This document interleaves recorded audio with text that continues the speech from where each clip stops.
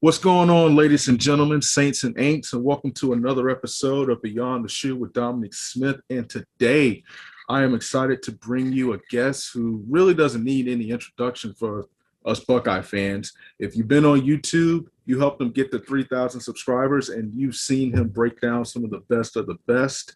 He is one of the most respected minds down here in the state of Florida in the coaching ranks, and he has resources that we'll talk about that will help parents, help coaches, and help athletes reach their full potential. He is none other than Coach Kyle Hayes. Coach, thanks for joining me. How you doing, man?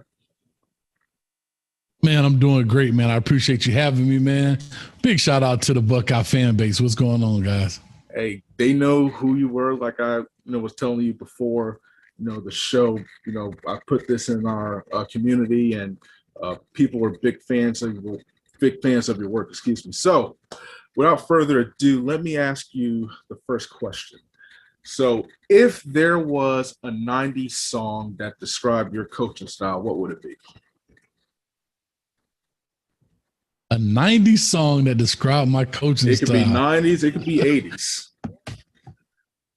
You know, it's funny you doing this to me because I do it to the players on one of the segments on my team. And now I'm on the hot seat, bro. And I'm like, a 90s song. And I grew up in the 90s. And I'm trying to think, man. Any genre, it don't matter. Well, while I postpone as I'm thinking in the background, I'm gonna say this. On game days, I only listen to one song, and that's Tupac, "So Many Tears" on game days. But that doesn't necessarily describe my coaching style. Oh my God, let me see. I don't know, man. Oh man, I'm on the spot and I can't produce. Oh my God. Man. We'll stick with that because our owner. So Many Tears, man.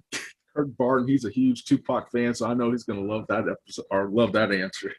Oh man, and so we'll stick with "So Many Tears" by Tupac. But the other question I want to ask, one of my favorite things about watching your show is this segment, the Polo Timmy segment. Can you tell me why can't you let Timmy live, and what was it that made you single that out? It's the Shaq and the Fool football videos.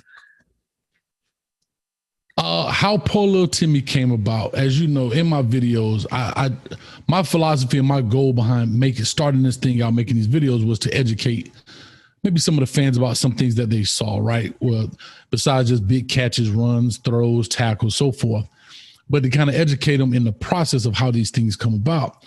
So in doing so, my goal was to make it entertaining. So I say little sly remarks and little things, and I coach kind of like that. It helps ease some of the tension with the players, so it's easier for people to grasp and retain information. So in one of my comments, I was like, "Oh, little Timmy, you in trouble." Oh, and just my thing, I didn't think of it, and I didn't even realize I said it until one day I go through pretty much 95% of all the comments of every video if I can, because the guys do a great job going through the comments. So to answer your question, the comment section started blowing up. Poor little Timmy, LOL. Fire emoji, LOL. The shaking my head emoji, poor little Timmy, LOL. And so that's how Poor Little Timmy was born. And I actually sat down and sketched up a couple things and had an artist draw up actually Poor Little Timmy. And he did a great job. And that's how Poor Little Timmy was born. I'm going to put the link to Coach Hayes' website when I tweet this out in the comments or whatever. I have to order that T-shirt. There's like 8 different colors and everything. I saw you were doing some show. I saw that you retweeted it, and you had your Poor Little Timmy shirt on and everything. It's literally my favorite. Whoever sketched that did a fantastic job. I have to say, I love those T-shirts. And if you're an Ohio State fan, he does have different rivalry T-shirts. I did see one that you have OSU, the team up north, as the little brothers. So definitely be sure to go on his website, and I'm going to provide everything for it. But I had to ask. I love that segment because everybody who's played football or watched football, or I was saying he's like the principal's son or something like that knows like what it is to line up against that. So that's one of my favorite segments that you have. But you told me that April 4th, so next Easter Sunday, Easter Sunday, you will have officially done this for a year. Can you take me through what got you started? And are you surprised at how much the channel has grown since you started? Yeah, man. So Easter Sunday, April 4th, is actually the anniversary date of the very first WRE video, which stands for Watch, React, and Evaluate. And how it came about, COVID hit. Everybody has to sit home. I'm an 18-hour, 19-hour a day guy, believe it or not, even in high school. I don't have television. I mean, so far as cable, I have Hulu and Netflix. And so now that I'm sitting home, I'm about 3 days into this COVID deal where we all have to sit home and quarantine, and I am literally pulling my hair out, got cabin fever. I'm going bananas, and I'm thumbing through YouTube, and I see a young man on there named No Life Shack. He was just a guy just thumbing through, and he does reaction videos to music videos. And I'm like, okay, what's this? And I look down, and the guy has 1.6 million subscribers. Like, people watch him watch a music video. I just didn't understand the phenomenon behind it, right? I'm a little older guy, so, YouTube, I know what it is, but the things that happen on there, right? So I'm like, okay. So I'm talking to a buddy of mine named Will Nellums, coached together, real great guy. And actually, he just passed away maybe about 3 months ago. So my condolences to his family. So I reach out to Will. We end up calling. I tell him, hey, man, you know what I'm thinking about doing? It's that time where guys are starting to sign. Why don't I do reaction videos to the highlight videos? Because people see huddle, the highlight, and I go on 247, but nobody's really explaining what's happening. So, and I see the comment section, oh, he's a beast. He can take it deep. And I'm like, in my mind, I'm like, wait a minute. He only got open because it was a poor little Timmy moment. Or he only looks great because, X, Y, and Z, that kind of thing. And so I thought that was it. So when I reached out to Will, I say, man, looks what's happening. He said, Coach, I got a great person for you to do. I said, who? He said, my nephew. I said, who is that? He says, Kamari Wilson. Now, if you guys don't know who Kamari Wilson is, a bad boy. He's coming out, and I'm looking forward to have him on my anniversary show because he was the first WRE. So that's how that all started. I kicked it off with his video, and, a couple of people looked. The algorithm didn't just jump on right away. I did another one. I did like 2 more, and before you knew it, boom, it was turning over the numbers. And at this time, my phone had the notification every time you get a subscriber or something. Yeah, and it was ding, ding, ding, ding, ding, ding, ding, ding, ding, ding. I had to cut that off quickly. And so the second part of your question is, was it a surprise? Yes. I didn't expect it. I did it out of boredom, having fun. And this thing has snowballed into a whole, basically, it's a little small business at this point, man. And it is super fun. I've met so many people, so many fans, great comments, great feedback. So yeah, man, Dominique, to answer your question, that's how it got started. And it is extremely fun, man. What's it like when an athlete reaches out to you and say, hey, Coach, can you just break down my film? Obviously, it shows some humility because, just I would say as people, you never want to think that you're wrong or whatever the case might be. But when an athlete hits you up and say, hey, Coach, can you kind of go through the nuances of my game and how can, I improve? What does that mean to you as a coach and, this career that you built? It means a lot because it says that they trust my opinion in there. Also, they're not afraid to get honest feedback in there as well. Now, I'm never going to bash a guy. You're never going to see me do that. But I will point out things that I like and maybe some things I don't like as much and things that you can definitely tell when I'm excited about things I like. But they're not afraid of the feedback that comes along with it. A lot of guys and young men and people today are afraid of negativity in a sense, or somebody feel like, as the players say, you throwing shade my way. That's not the case. They want to hear it and they want to get it. And I have to say this, knock on wood, not one player that I've done has ever come back and said, Coach, you don't know what you're talking about. They've all said, Coach, you know what? Thank you, man. I looked at that. I appreciate that. Thank you so much. That's something I'm definitely going to work on. So that's something that's really dear to my heart. Have you seen, you've covered athletes from here in Florida Georgia to Washington, different areas, different demographics. Do you notice a difference in the style of athlete? Not just the style of play, because everybody has a specific offense, everybody has a specific defense. But do you notice a difference in the style of play in the elite athletes that you cover from the different sections of the United States? Yeah, I'm gonna say this. So starting here in Florida, where I am, I coached in Miami for 20 years and here in Orlando as well. I think the biggest difference I see is the consistent competition level. I think that's the biggest thing. A lot of these films that I do, I see what it appears to be, and I don't know this. It seems to be like maybe they're the all-star team compared to, the poor little Timmy Tigers, the poor little Timmy Tigers out there, But sometimes these guys are kind of just loaded. It looks that way, or maybe they're maybe in a smaller conference, and there's no fault of these kids' own. It's just what it is, Especially a lot of them come out of the private sector, so like the private schools and things where. It doesn't seem like there's a huge amount of competition, and they are just the man.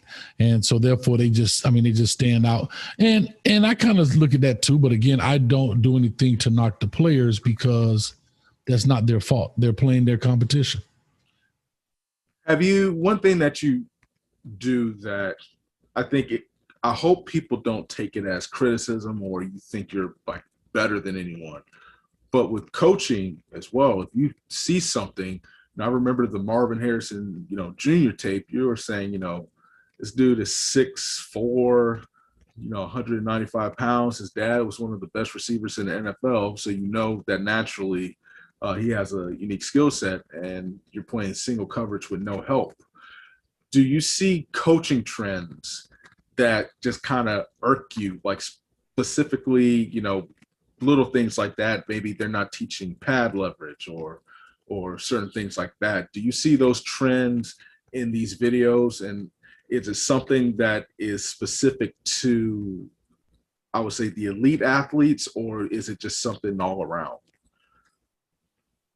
Yeah, it's funny you say that, man. One of the, and I, when you're on YouTube or whatever, I guess I'm somewhat of a public figure. I would say very small, but I guess so in that essence. I think one of the only negative comments I may have had is somebody did say that I was criticizing coaching, and I'm not criticizing coaching. What I want to make clear is let's put the young men in the best situation possible. Right? If I know I'm going to face a Marvin Harrison Jr., I have a young man that doesn't match up. At best, I'm gonna put two people on him. Right? I know he's the baddest guy on the grass. Within his 100-yard box, he's the baddest dude in the grass. And I'm going to leave him out there one-on-one. My philosophy has always been your best player is not going to beat me. Your second best better step up, and he's going to have a hard time. And your third best, he's the one who's got to be the game breaker.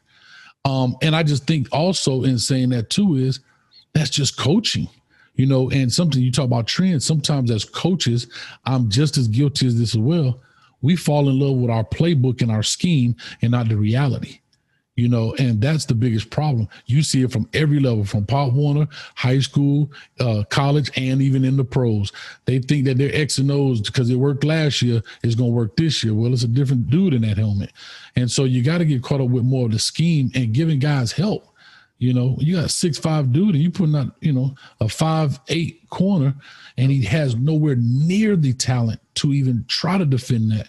Give a kid some help, man. What made you get into coaching? Like what started your passion to coach? Oh man, I just always loved the game. I was a physical education major. And so coming out, I started at Miami Norland Senior High School, and with Nigel Dunn, who's in the city of Miami, is probably one of the top and most well-respected coaches in the city as well, in the state as well. Has had players from Andre Johnson, Antonio Brown, Darren Mickle. I mean, you name it. Kareem Brown, Antoine Barnes. You probably had just as many NFL guys as most schools. But anyhow, that's what kind of got me going. And my passion for it became the teaching.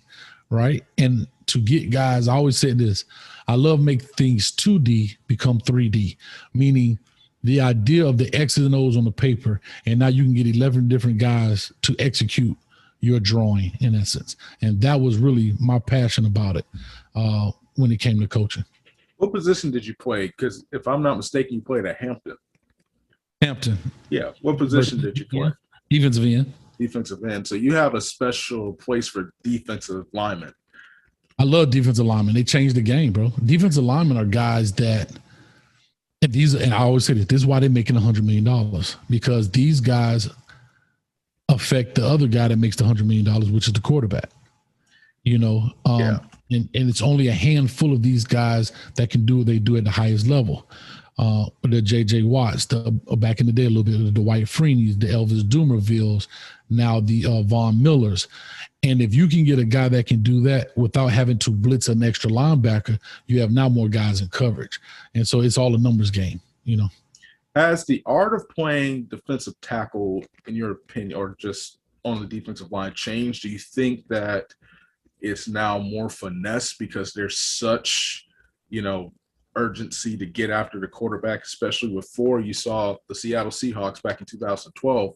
What made them so dominant was, they didn't have to blitz. If they blitz, it's just because they wanted to, but they could get pressure with 4. Like they had their front 4, then they had a couple guys off the bench. Do you see that the game is changing a little bit, maybe because of the offense? So we're not as, I don't know the right word. It's not as crucial to have a big 320-something pound, nose tackle who could stop the run, but maybe a 285, 290, kind of strong side defensive end that can play inside, at the 3 technique, who can get out there to passer. Yeah, definitely the game is changing, and believe it or not, defensive coaches and defensive schemes are always a step behind offense because we're always being reactive to what they do, right? So if you look at the scheme of things, the days of the Gilbert Browns are over, because even in the run game, it's not really straight ahead power ball. It's zone stuff, but the game is really perimeter play. And so it's all about speed. And so to answer your question in regards to the tackle, yes, he is actually becoming the new defensive end, i.e., oh my God, what's the guy from the Rams? Aaron Donald. Aaron Donald. I want to say Darren Arnold, but Aaron Donald, yes. And so he is now, and here's what people don't realize. He is actually in a better position in defensive end because he is going up against typically a less talented offensive player in the guard from an athletic standpoint. And he has the 2-way go. He has the A gap and B gap go. Typically your defensive end has to have that contained, keep the edge, so forth. So he really only has a 1-way go unless he has a blitzer coming outside and he can take the inside go. But do you think about he has a 2-way shot at this guy. So you're taking the guy with lesser talent and you can take him A or B gap. And that's what changes. And then to answer your question about bringing the front 4, now I can have 7 in coverage. You only have 4 guys going out. They only have 5 eligible. So I mean, defensively, I have 2 extra guys to double up if I need to, if I have those 2 bad boys out there. So let's switch gears a little bit. Let's talk a little bit of recruiting. One of the questions that I get and that I've gotten, I would say, really since I started at Buckeye Scoop, why do kids from the state of Florida, the Miami area, here Central Florida, North Florida, why do you think that they venture up to schools like Ohio State instead of, and we'll talk about Miami and just the Florida football, scenario and how it's changing and, what next season could look like. But, why do you think those kids, say, what, let's try to go to Columbus and see, what we can make of it. And yeah, they've been successful. And do you think the resurgence of Miami and Florida State, could that kind of, halt kids' decision to say, what, I want to come and I want to play and stay home? The biggest thing is, I'm going to say this to you, Dominique. I'm not sure how old you are, but I've seen in my 20 years of coaching, I've seen this game change 3 different times. of how this thing is done. And the biggest thing is the players in Florida can now see what Ohio State has to offer. They can see what other program Clemson has to offer, Alabama, all these top programs right now have to offer. When I first started coaching, coaches used to bring what they call a media guide in. It was a big magazine type deal about the school, had all the players in it, you know, their height, weight, the mom's name, where they went to high school, but it was all paper. Now with the internet coming along, you know, you have camera, video, interviews, you have these 360 virtual tours that are going on through the facilities. All this kind of stuff created exposure to these kind of programs. And I know we'll talk about Miami, but I'm going to tie that in when we get there, because I think that was huge for part of Miami's downfall. But that is why. And then also the Ohio State tradition, right? You have more outlets now talking about Ohio State and what they've accomplished. See, you know, before you only had your ABC, NBC, CBS, and maybe a one ESPN. Now you got ESPN, you have shows like yours that are on, and it's all that they're walking around with all this information in their pocket now. And so that's the difference too, is the exposure. Let's just stick there and we'll come back around. So let's talk the resurgence of the Florida school. So, and when we'll touch on Miami, we'll do that first. Okay. So Clemson has pretty much everybody coming back, specifically on defense. Miami is loading up talent. You know, they have, you know, from here, Central Florida, Avante Williams is down there. From the things I've heard, you know, he's making flashes. Bubba Bolden's back. From Plantation American Heritage, I think his name James Williams. You know, he's there. So they have young talent, returning talent. Can this Miami squad take that next step in the ACC and beat Clemson? And can they just maintain consistency, in your opinion? Here's what I'm going to say. I'm not going to ever speak as a fan. That's something I've always said to myself. I'm always just keep it honest. I do it even on my shows. I've always said Miami is probably about 5 years away, if they stay on this track, of being at true dominance. I'm not saying they can't knock off a big opponent here or there, but to be at the level of Ohio State or these Clemson or the Alabamas is going to take another 5 years of these players going through and the recruiting to build that back up. You have to get a stable of guys because people are leaving to go to the NFL a lot earlier. So by the time they get a chance to go to the NFL, you know, you hear, just think about this on recruit days. You hear, it used to be for the next 4 to 5 years. Now it's for the next 3 to 4 years, I'm going to take my talents to X, Y, and Z university. So that's telling you right now, these guys are already saying, I'm getting up out of here in 3 years.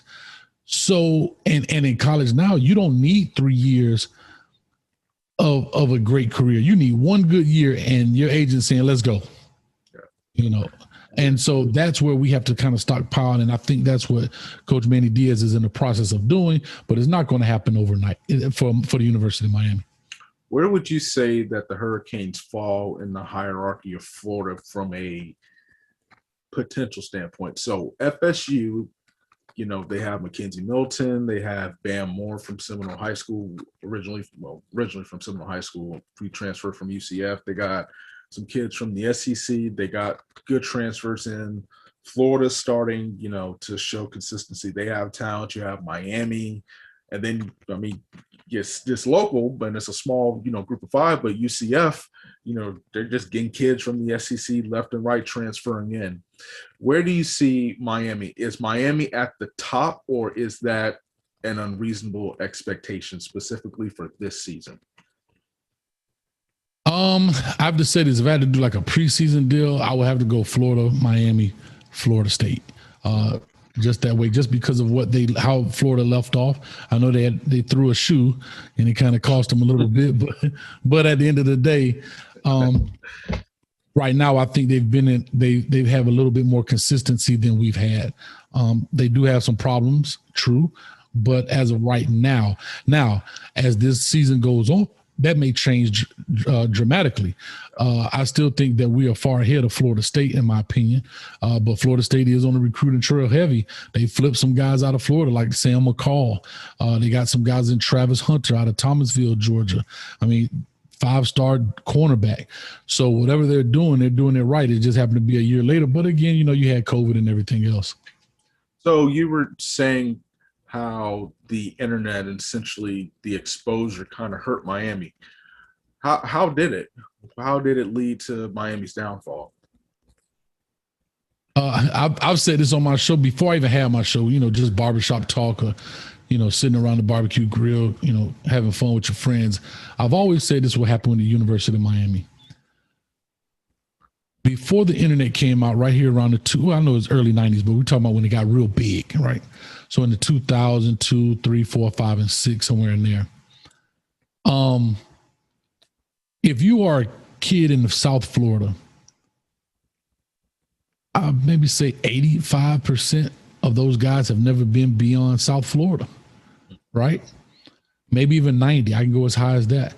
I mean, we took 22 guys to Michigan State on a plane. 19 never been on a plane, And so that goes to show you, we're talking about these 17-year-old players. But anyhow, that goes to show you exposure. We have guys never been to Disney World here in Orlando. It's 3 hours away.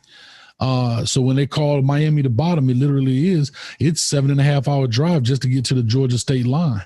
So a lot of people don't realize that when you're kind of in the northeast and up Midwest, if you drove 7 hours, you'd have been through 2 or 3 states by then.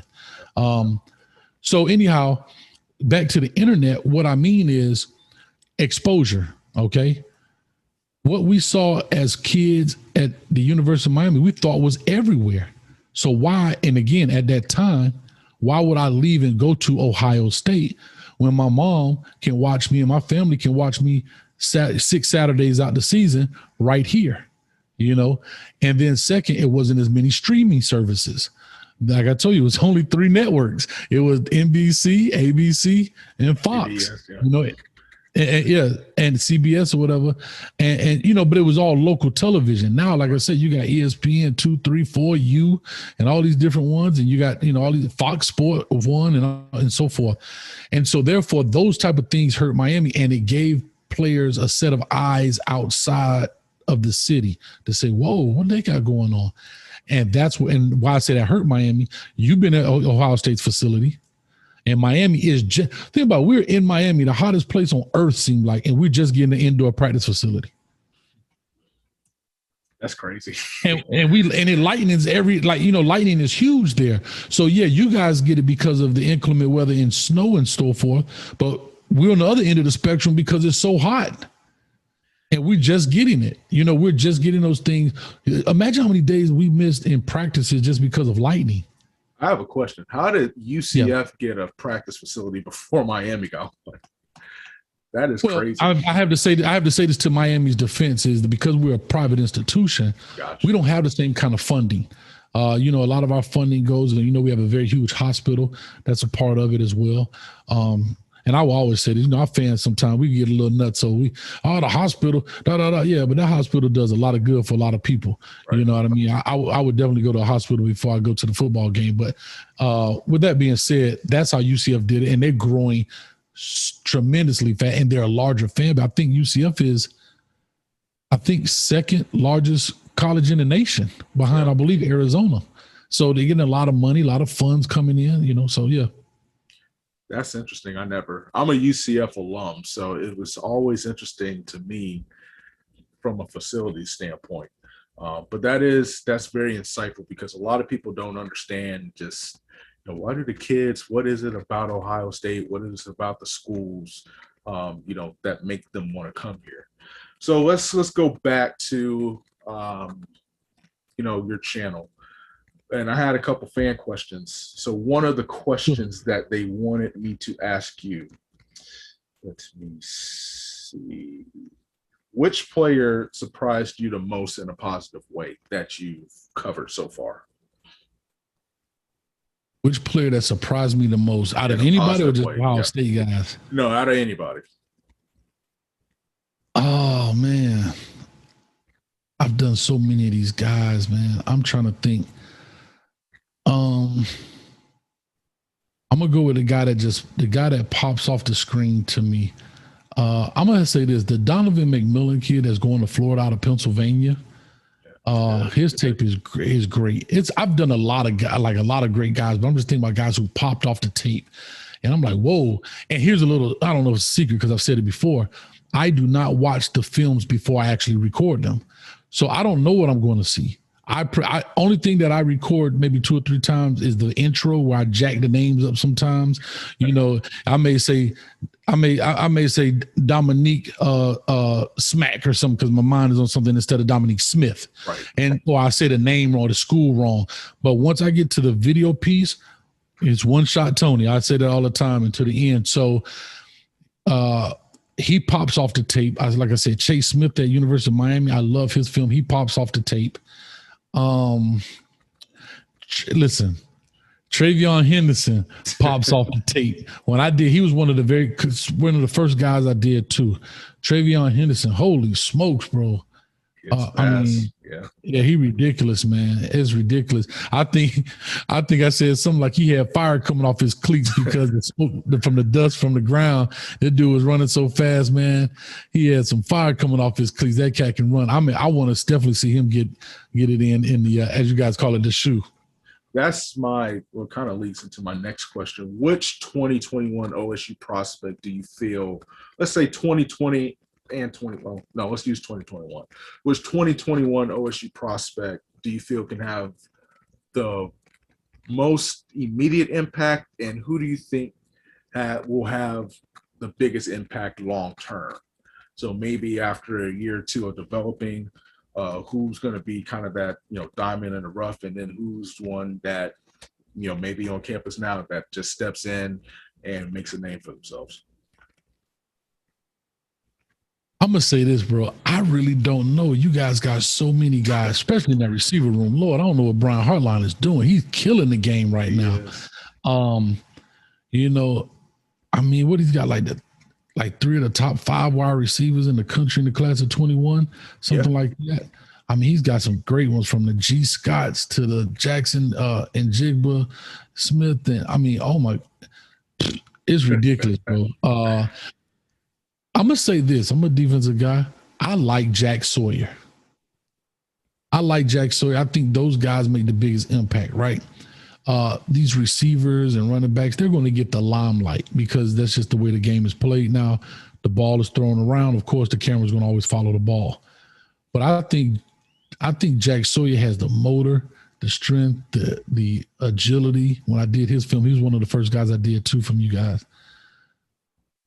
I think he can turn it on, man. He's got some, and I always hate doing this, but I do this because from a fan base, I hate comparing a guy like, oh, he's Bosa 2.0. I want him to be Jack Sawyer 1.0. Right. But I do that as a comparison to say, I think he has some of that in him, because you never want to be the second of somebody else. And I understand that, but I do it from a fan's perspective just to give them something to relate to. Well, let me ask, as far as potential for, maybe 2-3 down the road, the years down the road, I was thinking Zen Mikulski, because he just got in the game, but I remember you watching his film, and he had a couple blocks that you admitted you haven't seen, from the offensive line, from an offensive line standpoint, from a reach block and different things like that. And I know you had him on. But Jack Sawyer, from what we've heard, he's a man amongst boys, and he definitely has that mentality. And so let's wrap this up. So you and I'm going to have you, give the audience your social media and everything where they can follow you. But you coached in college for a brief time, and so you have an understanding of the recruiting process and the tape and what you're looking for, attitude, grades, all the above. If you had to give these kids, specifically the younger kids who have talent and they're coming up, if you had to give them a piece of advice, just in anything, whether it's, I know you tell them all the time, make sure your hustle plays are the first plays on your highlight tape, run it down on kickoff, making plays, chasing somebody down. But just in general, if there was a piece of advice that you had to give them, what would it be?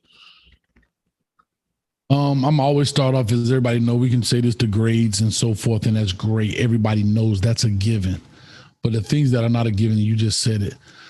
Coaches want to see the three things that they cannot coach, right? And that is size, speed, heart/effort. And so size, nothing you can do about that. You are what you are. That's genetics.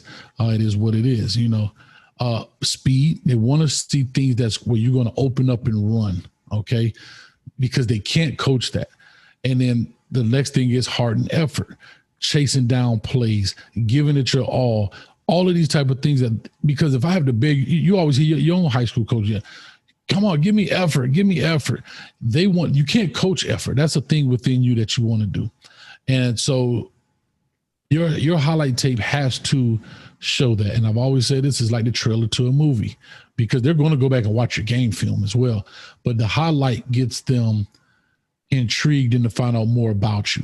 If it's not looking good in the first 3-4 clips, like the first 30 seconds, they're going to go on to the next because there's so many guys, especially at Ohio State, so many guys at these Power 5 programs that they have to look at and evaluate, And so that's what you have to do. If you got to go chase a dude down 99 yards and you get him down, put that on there. It's not, it may not seem like a highlight. And I always say this, there's two highlights. There's the family reunion highlight, and then there's the recruiting highlight. The family reunion where you getting the tip interceptions, those are great, but put those further back in the back of the highlight. He wants to see you breaking on the ball. He wants to see you making a tackle, chasing guys down. And each play has to involve the three things that he can't coach. And that's basically my tip for that on the recruiting aspect. Well, Coach, I want to give you the last word, kind of plug your website, what's on it, what can fans expect from your YouTube series? All right, man. So you can, I got CoachHayesFootball.com. I always say it is the number one site for players, coaches, and fans. Right now, the player aspect is kind of under construction. We want to work some things from the recruiting aspect, how to get recruited. What do you need to do to be recruited? Maybe some package things on there to help people be recruited. From the coach's standpoint, I'm working now.